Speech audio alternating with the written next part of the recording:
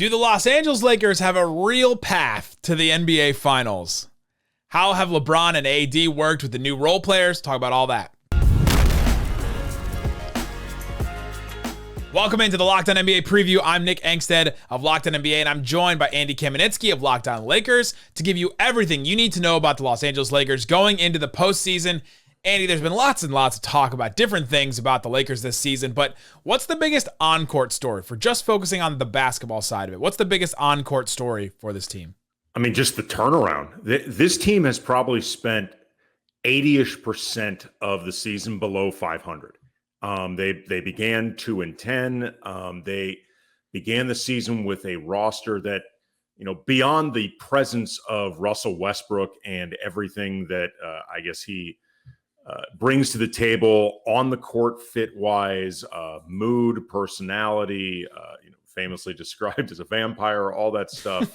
The reality is Russell Westbrook also, with his salary at $47 million, represented players that couldn't be on the roster, role players that would have been extremely helpful for this team, and a roster that was constructed, I think, about as well as it could have been with the parameters of the CBA and limitations with spending, but not in a way that made any actual sense.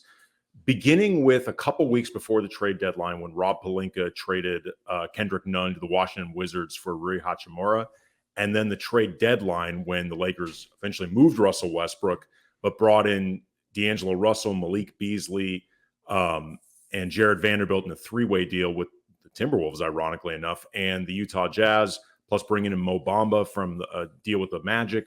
This team now actually makes sense. It's constructed in a way where the pieces fit much more on the court and just on paper. And in a lot of ways, you have to throw everything that happened before the deadline away, because it doesn't really matter in terms of evaluating this team. Like the record that really matters is 16-7. And that's what they've been since the trade deadline. I'm not saying that they are as good as any team that is 9 games above 500, because that's playing at an awfully high clip. I'm just saying that's what actually matters. Since that trade deadline, this team has changed a lot. You mentioned it. What's the playoff rotation going into this play-in game and then potentially a first-round series? Give me the starters. Give me the couple on the bench, and then is there anybody on the bubble right now? The starting rotation is going to be D'Angelo Russell and Austin Reeves in the backcourt. LeBron, technically as, I guess, the small forward, but LeBron is whatever you want him to be. Jared Vanderbilt, and then Anthony Davis in the middle. The key subs are going to be Dennis Schroeder, assuming he's available. He's missed the last couple games with what has been described as both neck spasms and Achilles soreness. I wonder if they're just trying to get him rest, because he's played a ton of minutes. But ESPN's Dave McMenamin reported that the team is expecting him to be available. Malik Beasley, Rui Hachimura, who's been very, very good the last couple weeks. And those are the three main guys. Wenyen Gabriel is sort of like the half guy in the rotation. He typically plays about 10 to 12 minutes. Maybe Mo Bamba could be available depending on if the matchup dictates it, but he got injured almost immediately after getting traded to the team, and he missed almost the entirety of his time with the Lakers. So it's difficult to figure out exactly how to start implementing him now. But the 8 guys that I mentioned before with Wenyen Gabriel, those are the guys who will be getting the majority of playing time. What are the biggest strengths and weaknesses for the Lakers? How do they win games, and how have they lost games in general? Maybe let's just focus on this last portion of the season that has made sense for this team. Well, it's funny, like trying to figure out exactly how they've done it is in and of itself a bit of a mystery, because they've been missing a lot of guys. Like LeBron missed the majority of games after the trade deadline. Anthony Davis has missed a few. D'Angelo Russell's missed a handful. If there's been a common calling card, it's actually been their defense. Which is anchored by Anthony Davis, who, when he's playing at the absolute top of his game, is a defensive game changer on the level, I think, of anybody in the league. He is capable of anchoring your defense at the rim, blocking shots, protecting the lane, altering shots. He's also capable of switching out and credibly defending any position when he and LeBron have both been available, it's allowed Jared Vanderbilt to serve as much more of a versatile wing defender. And he's been at times incredibly disruptive along those lines. Austin Reeves is a very active, very savvy defender. He's extremely good at drawing charges. Like his face should be insured the way Jennifer Lopez reportedly insured her backside, because Austin Reeves gets hit in the face 2 or 3 times minimum every single game. Like it's a miracle if this guy has not actually gotten a concussion. And then there are guys who've actually been better than expected, like Rui Hachimura, for example, who did not have a defensive reputation at all during his time with the Wizards. He's not been like prime Ron Artest, but he's been much better than I expected he would be, particularly when it comes to matches where he can use his physicality. Like, for example, the last game that the Lakers played against the Timberwolves as part of a road trip, which they won, Rui's defense against Karl-Anthony Towns was a game changer. And Towns could not get past him. He couldn't bully Hachimura. And it often led him to putting up, I think, pretty frustrated jump shots.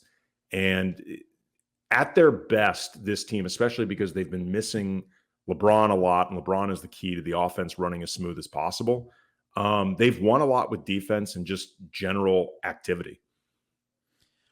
What are the expectations for this team? Because we've heard a lot of different things from a lot of different people. The odds are what they are. We'll talk about those in a minute. Sexy pick, baby. But the sexy pick. Let's go from 3 levels: the fans, the team itself. What do they expect, and then what do you expect from this team? What are the expectations in this postseason?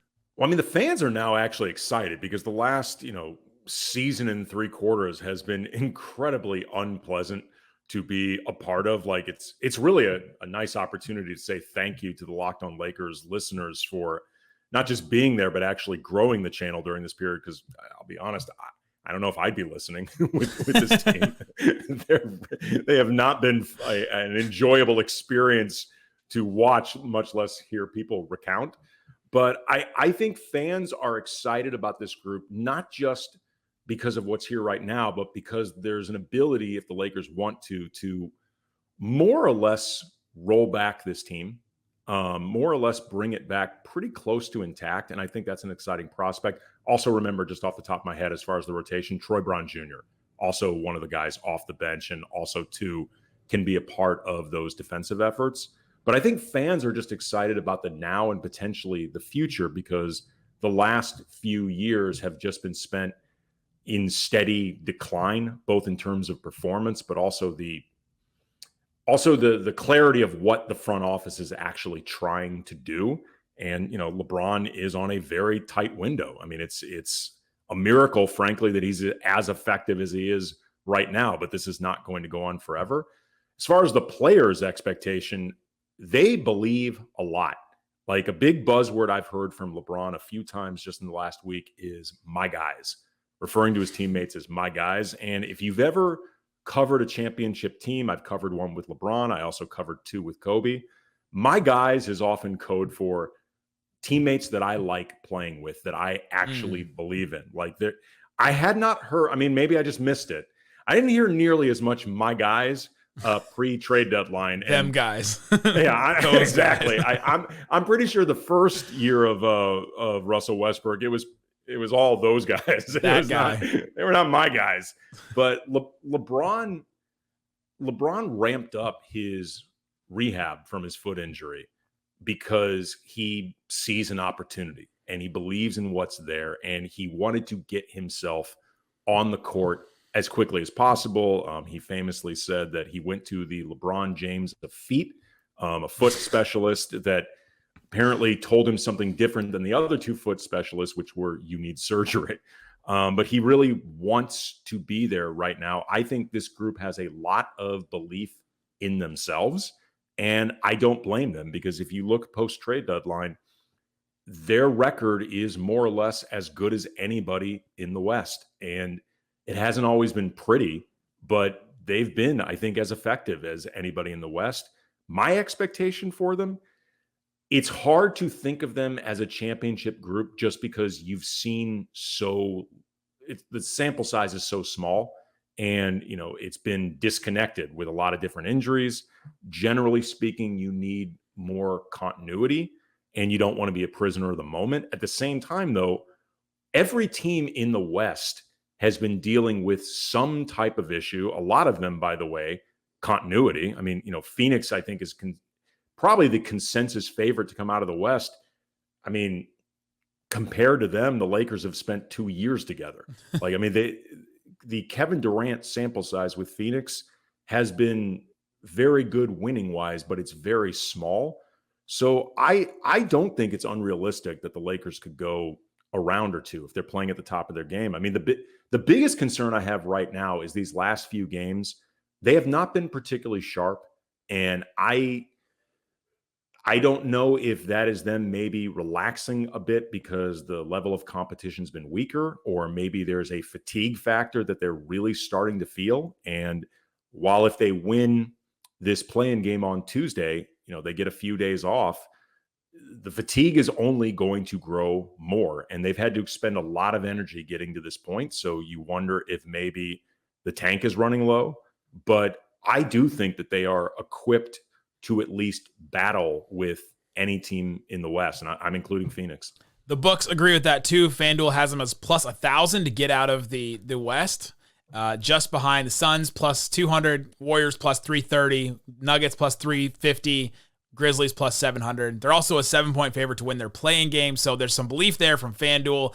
And, there's some belief with the Locked On Lakers with Brian and Andy. Go listen to them 5 days a week, daily on YouTube, wherever you get your podcasts. Thanks so much for hanging out with us on the Locked On NBA Playoff Preview.